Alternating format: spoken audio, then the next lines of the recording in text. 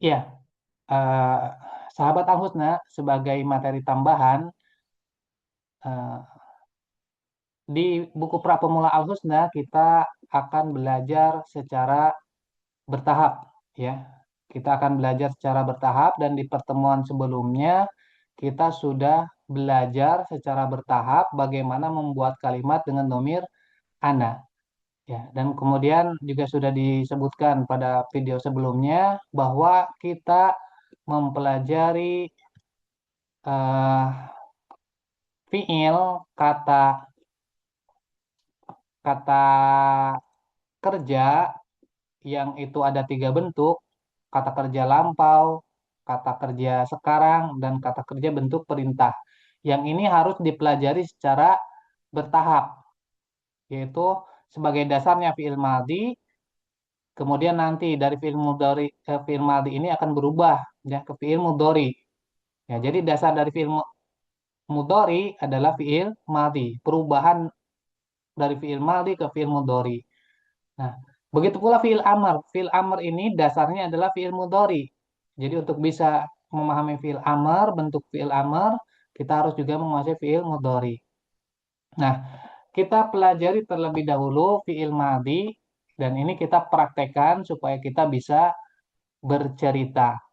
Ya, kenapa kita pelajari secara bertahap? Sebetulnya ya, biasanya kalau di buku-buku secara umum ini dipelajarinya sekaligus dalam bentuk tasrif ya atau perubahan karena setiap pelaku ini domir, setiap domirnya ini memiliki tanda ya tanda pada kata kerjanya. Kalau tadi ya kita pelajari secara bertahap mulai dari anak. Ya, jadi sebelum kita ngomongin orang lain, kita ngomongin diri sendiri ya.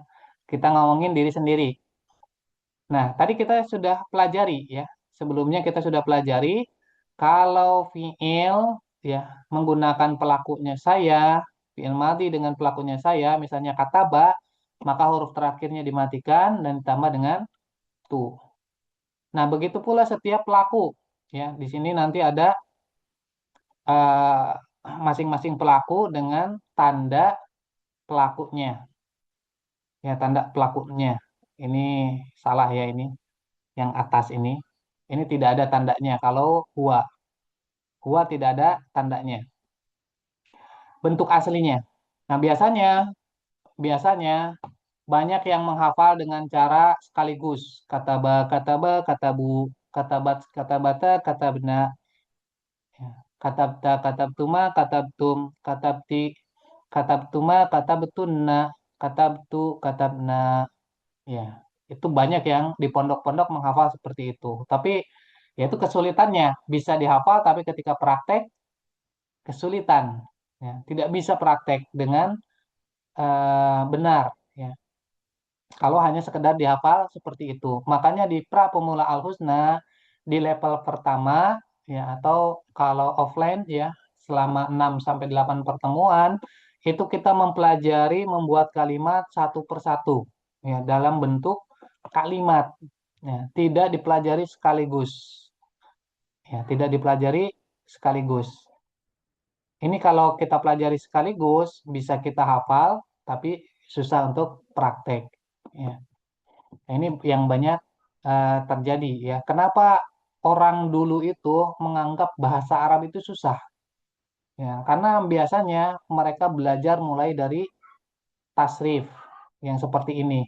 Kataba, katabu. Ya, kalau tidak didukung dengan buku-buku praktek yang lainnya, ini akan kesulitan. Ya, jadi kalau pembelajaran di pondok untuk bahasa Arab dimulai dari sorof, ini banyak yang kesulitan. Ya, karena orang Indonesia kan belum terbiasa dengan bahasa Arab.